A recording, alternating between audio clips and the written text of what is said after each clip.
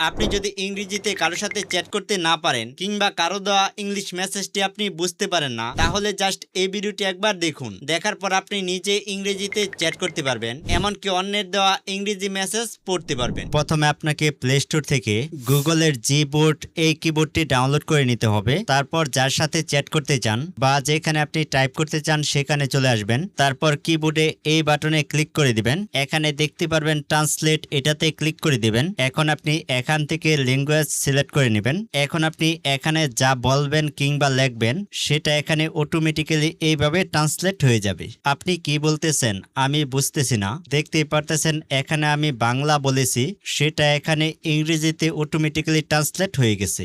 Just এই voice বাটনে click করে আপনি এখানে ভয়েস দিয়ে টাইপ করতে পারবেন। শুধু একটি ল্যাঙ্গুয়েজ না, আপনি যে কোনো ভাষায় ট্রান্সলেট করতে পারবেন।